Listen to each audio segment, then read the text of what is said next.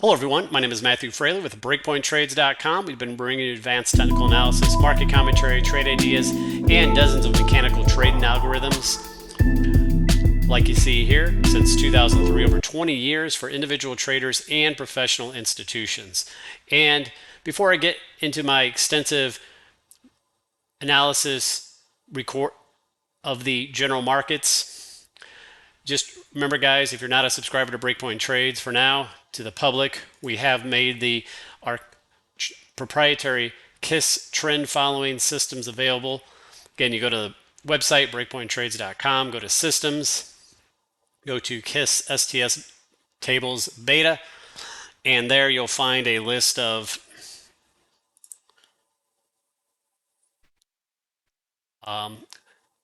a basket. You'll find a list of all the NASDAQ 100, all the S&P 500, top over 100 ETFs. You can search by symbol. What the KISS trend following system is, it's a trend following system. It's long only. It goes long on an instrument, and then it suggests over time a smart trailing stop that is constantly ratcheted up to protect profits. So if there is ever a big rug pull, you're protected. You have profits locked in, and it allows you to stay in the trend for as long as necessary. So instead of you guessing, and the KISS system is works on pretty much any instrument. And so there you go, nice valuable resource from Breakpoint Trades. Now let's get back to our detailed technical analysis of the market. This is a state of the market technical analysis, and it is Monday, June 19th, 2023. Again, this newsletter is applicable for the whole week, not just for today. This is our back-end recording. I'm going to get this started for our general website. Hello, everyone. This is Matthew Frailey with BreakpointTrades.com. First off, I hope everyone had a nice 3-day weekend. Always great to get one of those, if you're in the U.S. anyway. And happy Father's Day to all the fathers out there, including myself and Steve and many of you. And I hope you had a good Father's Day, celebrated with the family, or, if you're a woman or whatever, and, you celebrated with your dad or your husband, etc. So, again, hope everyone had a nice weekend, and we're going to get this started. Normally the newsletters come out on Sunday, but because of the holiday, this is coming out on Monday. And as you can see, at the top, there's 8 major sections to this newsletter. This is quite detailed, especially if you happen to be new here. These take anywhere from 40 to 50 minutes generally. The weekend ones, where we recap everything, we go into a lot more detail. Intra-week newsletters are, it could be anywhere from 15 to 20 minutes. But you can see, we'll start off talking about the market, going over what it did last week, some news items. Then I'm going to go over the KISS systems, okay, in detail. And we're going to do a top-down approach on the major indexes. We'll also look at a few select indicators. We're going to look at overview of bonds, TLT, high yield corporate, and even the yield curve. We'll also look at select sector charts. We're going to look at commodities extensively, the DBC index, DBA. Agriculture has been moving quite a bit lately. Crude oil, natural gas, copper, uranium, you name it. We'll look at the US dollar. We'll look at Bitcoin, and of course, precious metals, gold, silver, GDX. All right. And again, I have a link to the KISS systems here in the table of contents. But like I said, it's right on the website. And also at the very bottom of this chart, guys, take a look at this. This is something we posted last week. So if you wondered why the market's been moving up, and we talked about this weeks ago, Steve went into it extensively a few weeks back. It's all liquidity, guys, all liquidity driven. You can see all this money that came into the market since March, right? Then of course you had the AI craze. That is what helped propel this market to these really new highs, and may help us go to another bull market or something. All right. I hate to say bull market, because what we like to do is follow the trend. We like to monitor, project, monitor, and adjust. And things like the KISS systems, if we're in a new bull market, we go to new highs, KISS systems will keep you in there. If the bear decides to rear its ugly head again sometime late summer, early fall, the KISS systems will get you out of the indexes and many stocks. So, but again, it's all about liquidity. The Fed was supposed to have reduced their balance sheet by 800 billion, close to a trillion by now. And in fact, they've added 100 billion, I think, over that. And so it's basically like a form of QE. That is what has went into the markets. Okay. Next, item number 2 shows the index sector table. What transpired on Friday? We did have a pullback on Friday last week. You could see for the major indexes, albeit a small one. And most of the indexes, one of the sectors here pulled back. We follow 20 of them here. Again, not surprising. The market has had one hell of a run, gotten very overbought. So working that off a little bit, we really need some mean reversion action on the market. My best guess here, we have some sort of wave 3, and we're in a little wave 4 consolidation. So maybe we'll see a little bit of more of that early this week. But then I'm expecting another move up to another high, okay, once this wave 4 is complete. For the week, you can see the indexes had strong gains. S&P was up 2.6%. NASDAQ up 2.5 to 2.8% for the NASDAQ 100. And of course, the Dow and Russell lagged, especially that Russell only up 0.5%. For the week, most of the sectors were up here, save for energy and banks. Otherwise, everything else very strong. US dollar down 1.2% for the week. Now, we got to keep an eye on that, guys. If the dollar really starts to weaken, that is going to hurt the Fed on their inflation fight, okay? I've noticed some of these commodities have really come to life here, especially the ag area. And be aware of that. If we get a ramp up in a lot of these asset classes because of that falling dollar, that's not going to help inflation. And the Fed may have to come back in pretty hard. Again, there was a FOMC meeting last week. They paused. I'm not going to go into the details on that, but just be aware of that. Keep an eye on that dollar. Cryptocurrencies were kind of mixed for the week. Bitcoin's been overall lagging the markets for quite a long time here. I think a lot of people have been burned enough by Bitcoin. A lot of these exchanges getting closed, or it's tough to get your money out. I think people maybe had enough of it, but it's not a leader on the market like it used to be. And commodities here, mostly to the upside. Natural gas up 16.8%. Remember, I've been showing that as a strong basing pattern. That's starting to really move up. Still got a long way to go higher if it wants to. Crude oil up 2.5%. General commodity index up 3.6%. Copper up 2.6%. Agriculture up 3.8%. Wheat up over 9%. Sugar up 2.8%. The commodities that were down last week were gold and silver. Now, the stocks, GDX did lead, or was up. They lead, so we'll keep an eye on that. Gold, precious metals have played out seasonality-wise like we thought. Typically gold is weak from early May till early July, and so far that's been the case. But I do eventually expect a big ramp up there. But surprisingly, gold hasn't done much with that pullback in the dollar. And of course, the 10-year was still up for the week, 30-year down a little bit. Next, item number 3.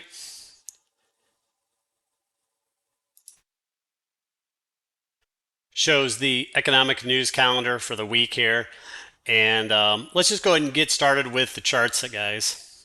So before we get into our general market analysis, let's talk about the KISS trend systems. Again, you go to the website.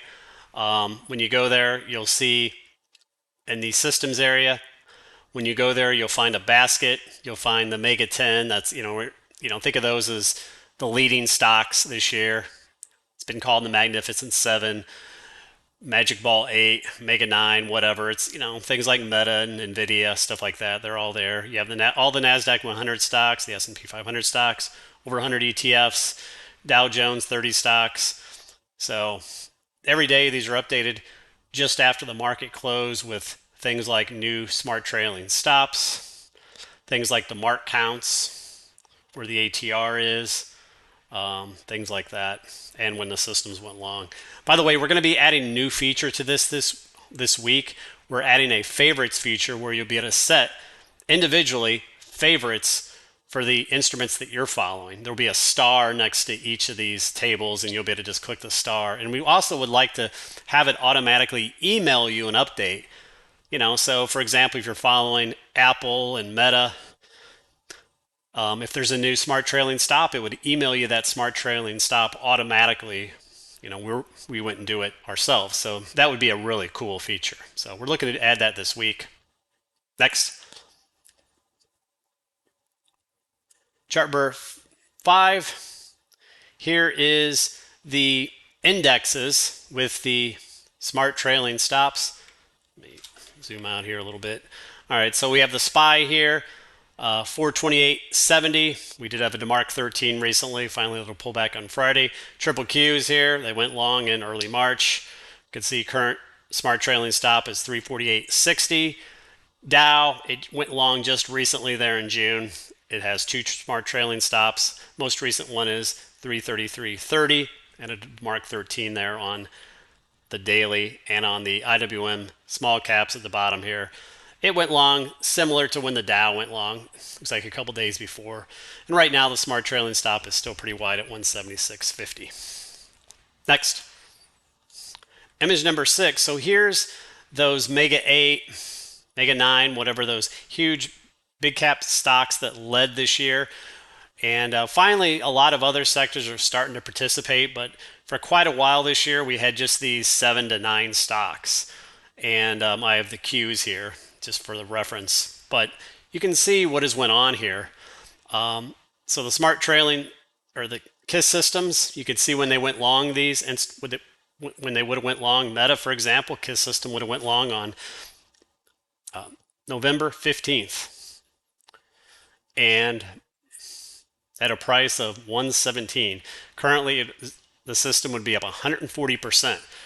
For NVIDIA, it went long on January 13th. It'd be up 152%. Triple Q's up 23% since the March 15th entry. Microsoft up 37% since the February 1st entry. Apple is up 31%, the system, since the January 23rd entry. And again, current price 184.90. And where's the stop? It's at 173.80. These are the number of times it's raised at its stop. You could see some of these a couple dozen times, like NVIDIA. Collectively, these would be up over 57%. So again, I mentioned these guys as not something you go long now, but a lot of you already own Apple, or you already own Microsoft, or you own Amazon or Tesla, and you want an idea of where to put a stop. These give you that idea. Okay. Again, if the market goes up to a new bull market high, the systems will catch it. If the bear rears its ugly head again in a couple months, the systems will have you out safely in cash, with that smart trailing stop. Okay. Next. Chart number 7. Here's a few of the sectors. Here's XOK technology. It's been long, just like the triple Qs, and you can see the progression of the stops. Here's transports. Nice movement of the stops up. Currently, actually, DeMark 13, so that's noticeable. Small semiconductors and banks. Banks haven't really done much since it went long there. It went long in mid-May. It's raised the stop a few times, kept it pretty shallow. Next. Chart number 8, here's the KISS system for a few of the mega cap stocks. This should have been up with the table above, but you can see Apple, you can see Microsoft, NVIDIA, and Amazon. You can see Amazon went long there in March. Next. And moving on. Let's go ahead and now move to the major indexes. All right, so chart number 10, this is a quarterly view. So each candlestick is 1 quarter. And as you know, we had our bear market in 2022. I talked about this in the October timeframe of last year. I talked about how on all these major indexes, price had come down to the middle Bollinger Bands on the quarterly charts was in a logical area to bounce. Again, you can go and look at my newsletters from back there in October, November. We talked about that, and you can see the middle quarterly Bollinger Bands has been a good rally off of that area. Next. Chart 11, here's a daily view of the indexes. Again, a little pullback on Friday. And again, you can see what has led this year. The NASDAQ 100, the NASDAQ, had basically a little parabolic uptrend going. The IWM small caps have been lagging overall, as has the Dow. The S&P, started to pick up steam here lately. Everything obviously in a very strong uptrend with current short-term support at the respective 9-day exponential moving averages on these indexes, but a little overbought here. Next, let's move to the S&P 500, which is our proxy. So here's a weekly view of the S&P 500. Okay, so we bottomed there in early October, and since then we've just been moving up strongly. Here, this channel we're monitoring, the upper portion of the channel comes in right around this 4,500 area. We'll see what price does there. By the way, 45.05 is the 76.4% fib retracement. There's also the 78.6% fib. I'm a little confused about which is the major fib there. I don't often use these, but 45.34 would be that. If S&P gets over that 78.6 and holds that, then we're going to go to new highs. Pretty simple. But otherwise, short term, the upper portion of this channel, some of these fibs is an area to mark. Also, this rudimentary cycle indicator below here, again, it's not perfect, but it's called some of the major lows and highs, and it has a kind of a peak here up in later June. We'll see if that ends up playing out or not. But clearly, we're uptrending. Price has been strong. The AI things really kick things off, and of course, all that liquidity from the Fed. Just like when you spill water, it finds its way into all the little cracks and crevices. That's what's happened. Markets, again, all about liquidity, and it's been provided in a small of a QE form. Next, chart 13, here's a daily view of the S&P. Shows you the same channel. Again, we've blown through a lot of these resistance areas. Remember, if you go back and listen to our newsletters back in October, November, December, we talked about some of our longer term targets up here at the 61.8 fib retracement, up at 43.25 or even 4,400. Those are some of our major targets way back then. Okay. Again, full disclosure, back in October, November, December, January, we still thought overall the market would make a lower high up in those areas. All right. And then have another bear market decline perhaps later in the year. Okay. But markets basically went to our targets. It's now exceeded that. Right.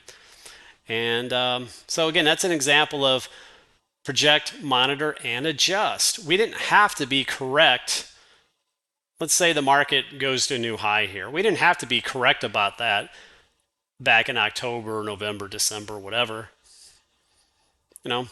We had targets up near these areas anyway. And again, we adjust over time. And that's what's also nice about those KISS systems, guys. They will keep you in the trend as well. But anyway, this shows you this wave count we've been showing. Again, the bull view where we go to new highs is we're in a wave 3 right now. Okay, you still have some other possibilities here, such as this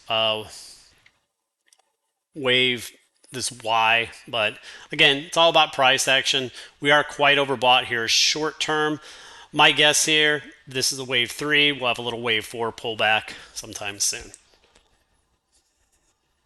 Next, chart 14, here's another daily chart of the S&P. Shows the same thing essentially. Again, you have basically a supply zone up here.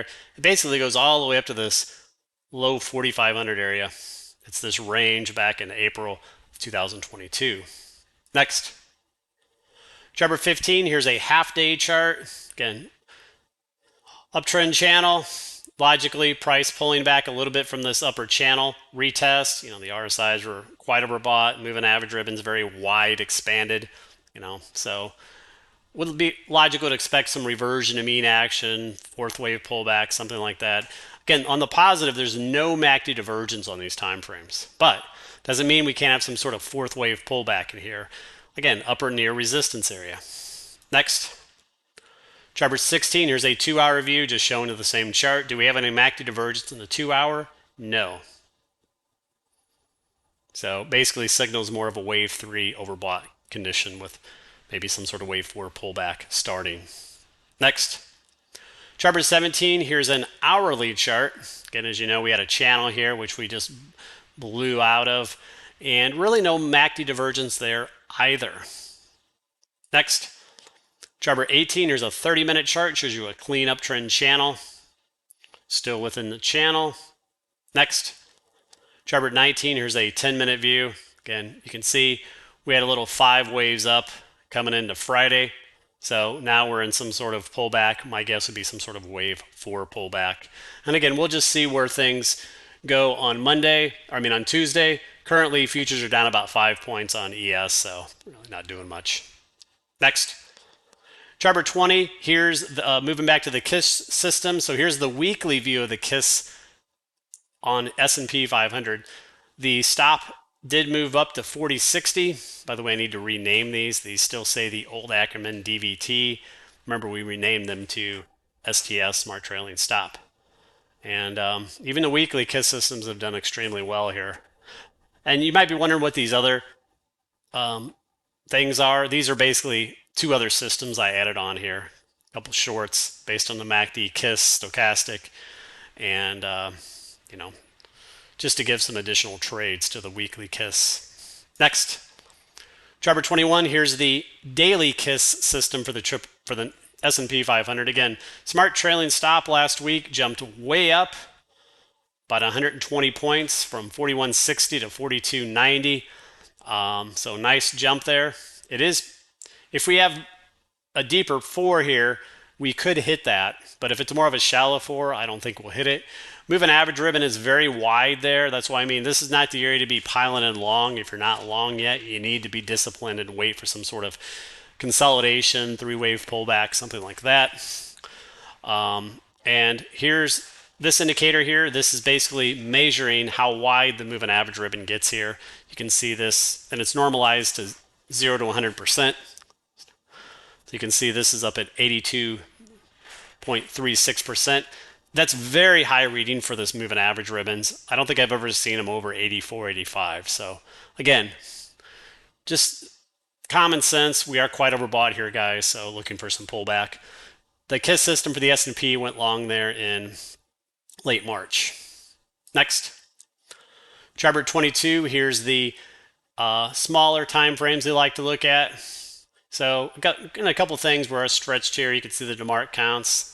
The Mark 13 on that half-day chart. ATR is obviously support on all these time frames now.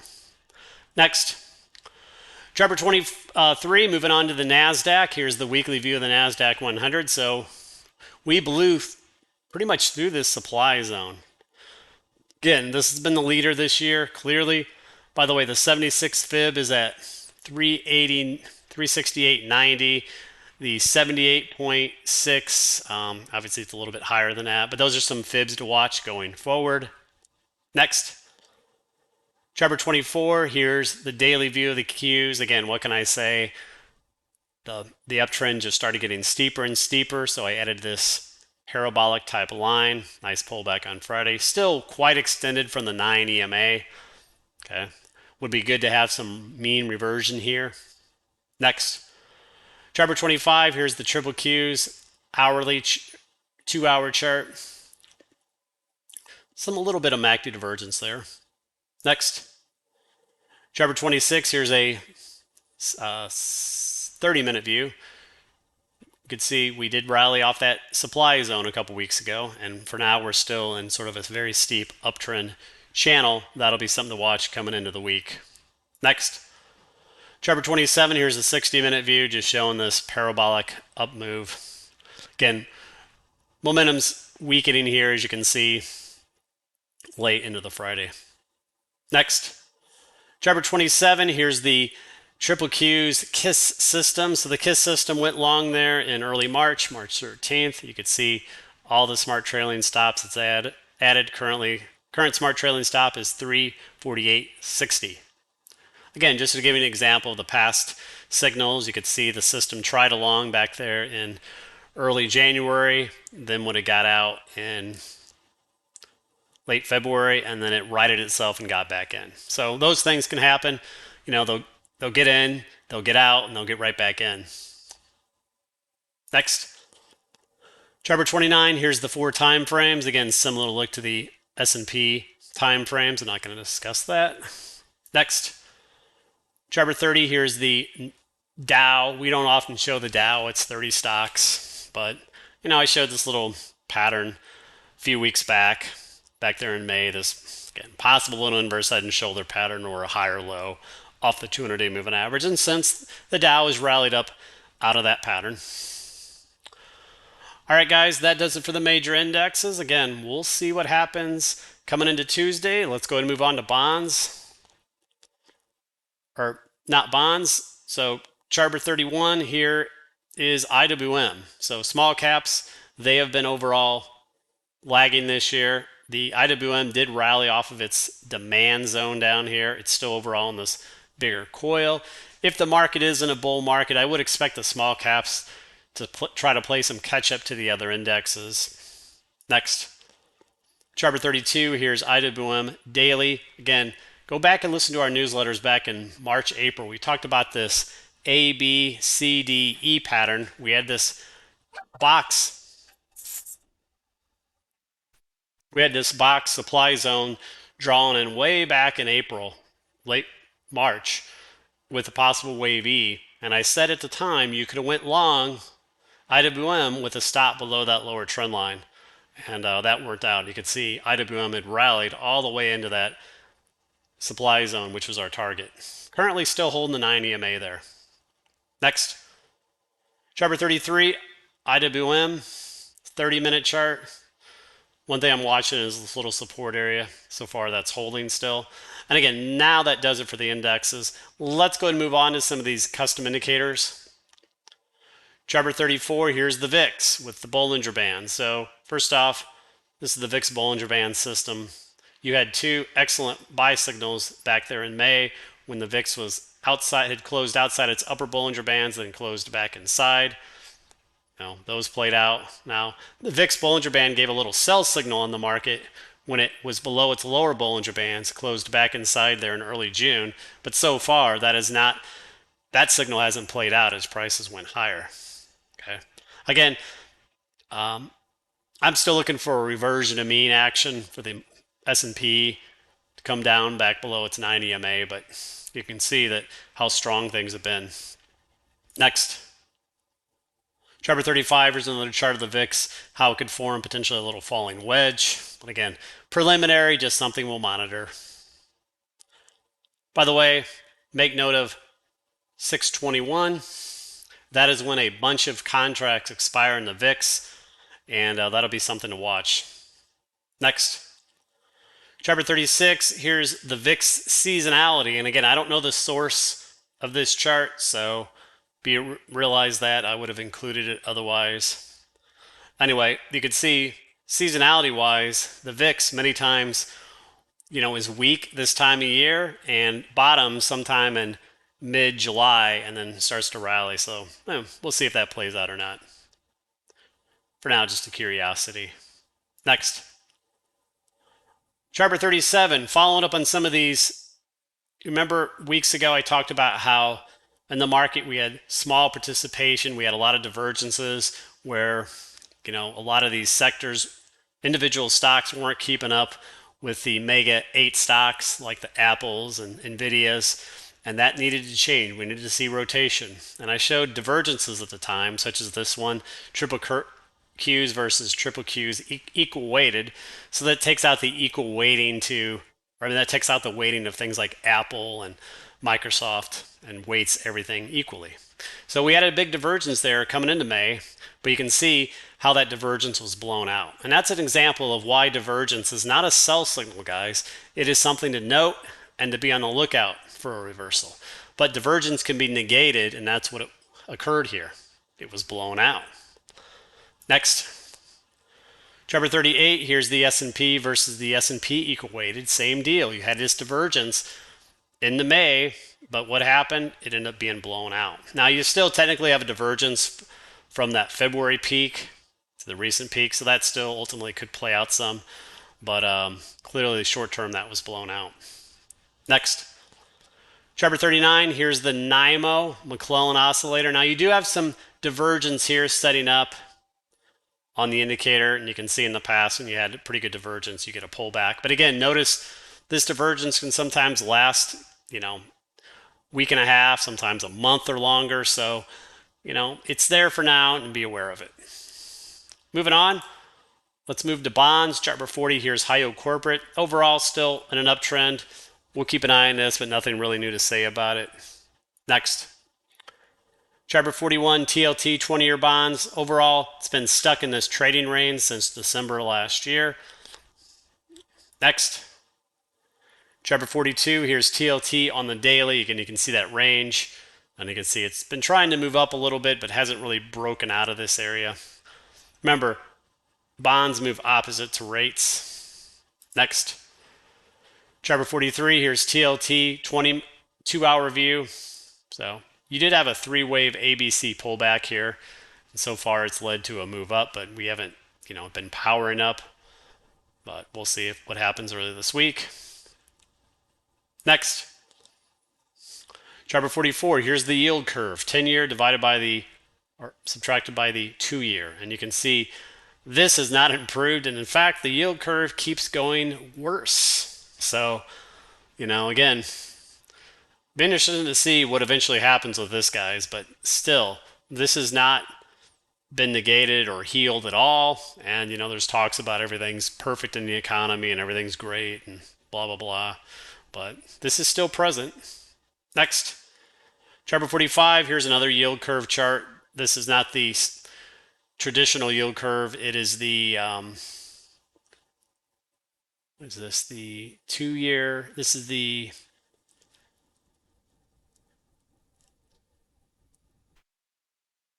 there it is. It's the 10-year divided by the 3-month.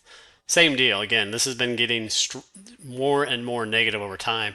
It is not healing. So this is definitely something I'm still going to continue to watch. Obviously, the market, I follow price action. I follow the KISS systems. So I'll go wherever they go, but I am keeping an eye on these yield curves as they have not gotten better. They have gotten worse. Moving on to market sectors. Let's talk about those. I already just showed you guys the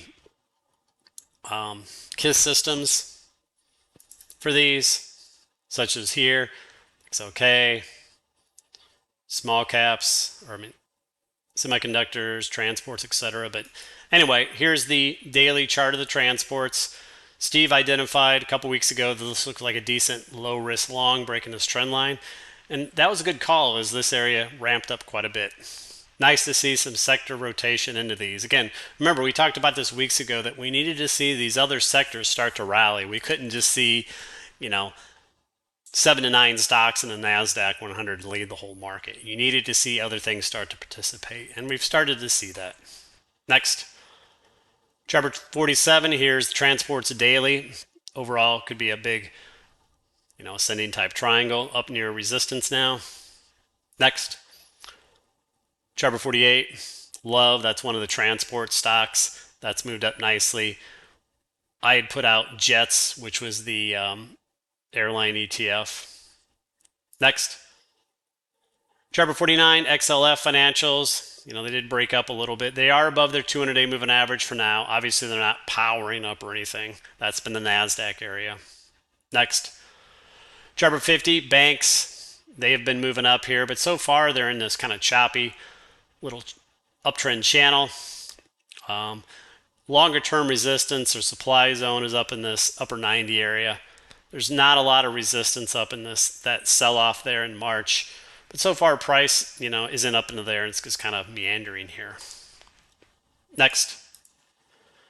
Chart number 51, XLY, consumer discretionary. This has been up and away. We talked about this 5-wave coil back there in May, and that obviously played out. This moves heavily with Amazon, by the way. Next. Chart number 52, home builders. What can I say? Housing market still remains extremely strong. Go try to buy a house. Again, it has to do with supply being super low because no one wants to, lose their 3% or 2%, 2.5% mortgage rates like I have and most of you have. You can see this is rallied up here. It's near this upper resistance trend line. Next. Chart 53, utilities, they rallied off this lower trend line, which we showed back in May. Tagged their 200-day moving average on Friday, pulled back. It's basically in the middle of the pattern. Next, chart 54, XLP, consumer staples, rallied off this support. Next, chart 55, XLK technology. Basically, this is where the action's been all year. Going up parabolically, took out the 2021 highs at one point, so no longer, made a new high at one point there, intraday anyway. Just unbelievable strength. It did pause in this supply zone just for a little bit. Little ABC pullback is all you got. And then made another high. Next. Chart 56, XOK shorter term view. Again, here's what you had, guys. And this is an educational thing. When you're in an uptrend, if you just see ABC pullbacks, these are 3-wave type pullbacks. These are all buy opportunities in the uptrend. ABC, ABC, ABC. Recently you had an ABC there in early June, led to another move higher. Next, chart 57, semiconductors, they also popped out of this little pattern. They do look a little toppy short term. Next, chart 58, XLI industrials, we were showing this channel coil pattern back there in May, which busted out very nicely. Got to this upper area, pulling back a little bit. Next, chart 59, XLP, consumer staples. Next, a couple of these individual names. Chart 60, Procter & Gamble in that area played out nicely that we showed. Next, chart 61, XLE Energy. This area has been lagging, as you know. Right now, it's got a little consolidation here. We'll see which way this breaks. Next, chart 62, oil services. This is the weekly chart. Again, still in this longer term uptrend. It's bounced off this demand zone. We'll see if that can hold. Next, chart 63, XOP. Oil and gas exploration, we're still monitoring. This one is a setup. Next, chart 64, PSX, Phillips 66, another one of these we're monitoring. All right, moving on to commodities. Chart 65, DBC. This is the commodity index. Big rally up last week, up 3.6%. Where did it rally? Right off its 200-week moving average. Okay. That's always a big support. This is potentially a big falling wedge on the weekly. If this were to break out strongly, that would put some problems in the Fed's inflation fighting. Next, chart 66, there's the daily, and you can see the same wedge. I talked about back there in May, it was a lower risk buy at that trend line with a tight stop, and that has played out. Next, chart 67, DBA agriculture, up 3.8% for the week. This bull flag pattern that I drew 3 weeks ago played out beautifully.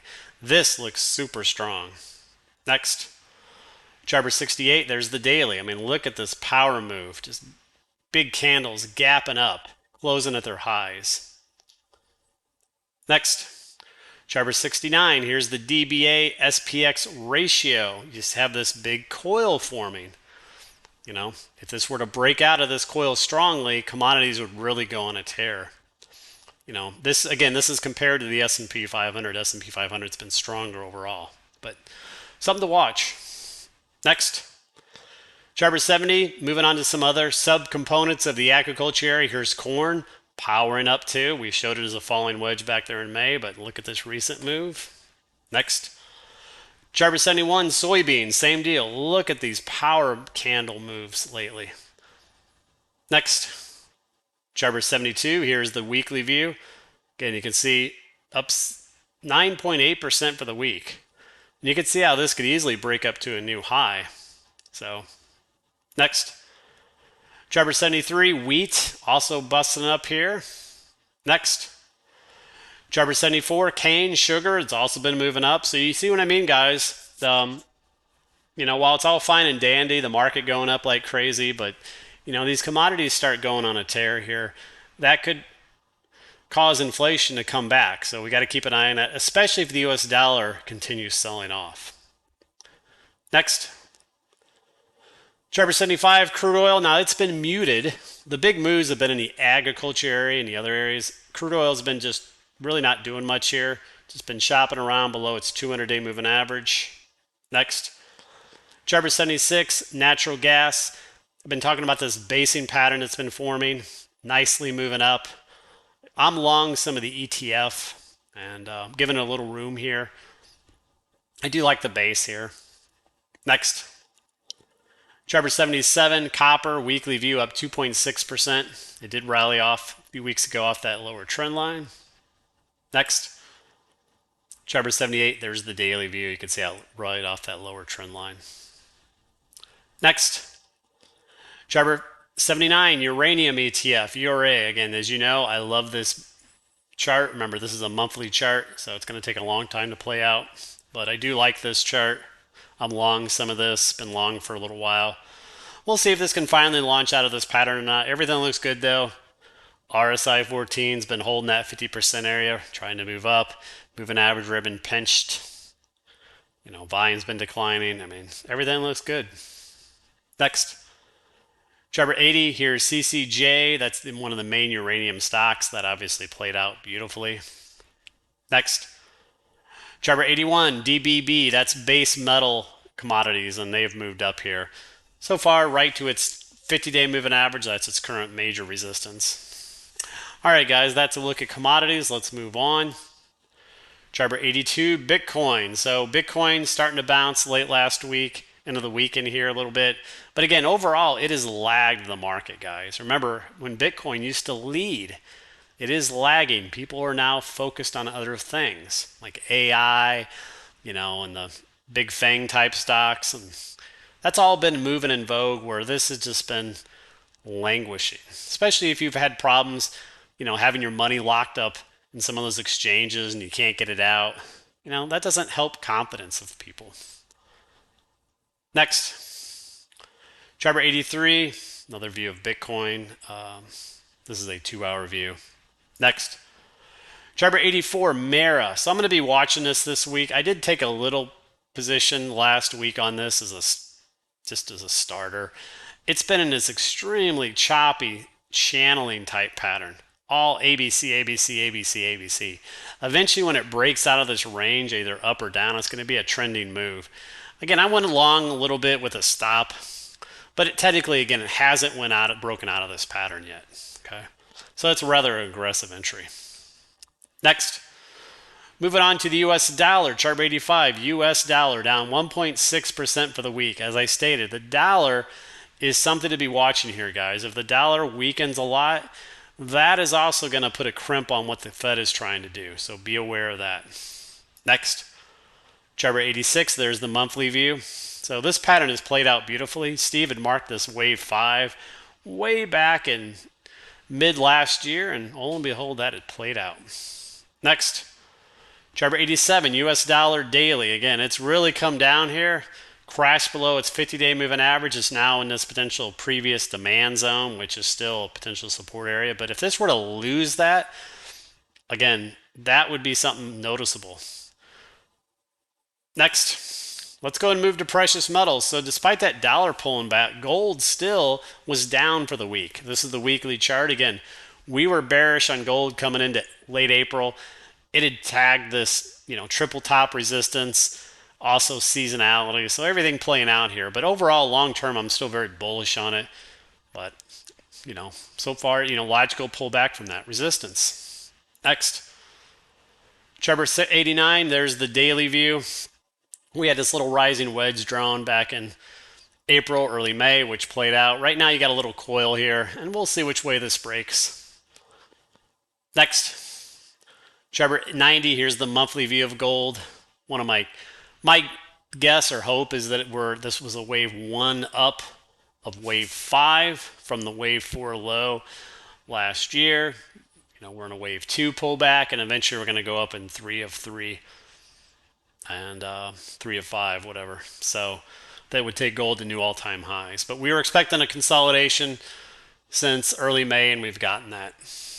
Next, Trevor 91, here's gold seasonality, and this is from stock charts, by the way. So you can see if you look at May, June, The March tends to be weak, but May, June is the other weak times of the year, and your strong seasonality times are June and August. So we'll see if that ends up manifesting. Next, Trevor 92 silver, again down about 1.2% for the week. Again, good rally off that demand zone that we drew back in 2022, but otherwise just been this choppy uptrend. Next, Trevor 93 GDX weekly view up 1%. So, it bounced off this lower channel line, which we expect was a logical area for it to rally off of. Now we'll see if it can build. Next, Trevor 94, here's the daily view. A little messy here, but first off, you can see this uptrend line from the November lows. You can see the ABC and the demand zone. So, trying to bounce off of this area, but here I added a little small channel to watch. If it can break out of here, that would be a positive. Next, Trevor 95, here's dust. That's the double inverse ETF for GDX. And you can see I've got a coil here. I listed here because GDX could do anything here.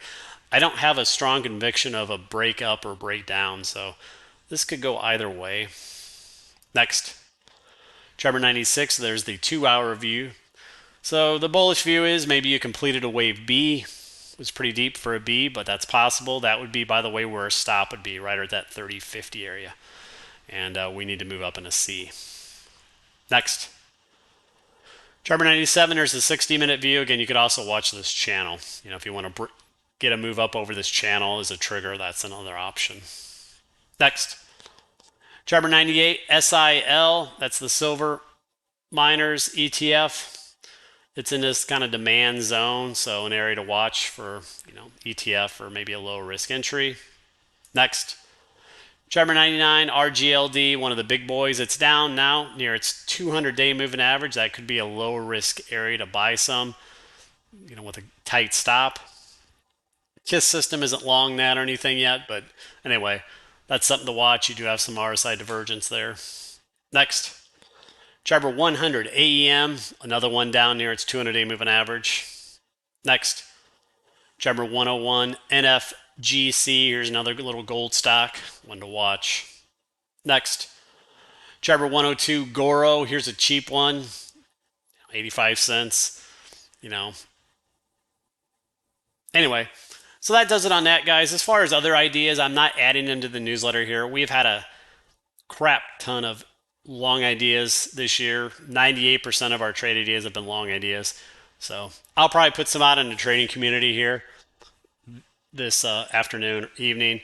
But otherwise, short term, we're a bit extended in the market. It'd be best if we had a little pullback, fourth wave consolidation to set up some more long setups. All right, guys, we'll see what happens this week. Enjoy the rest of your Monday and take care.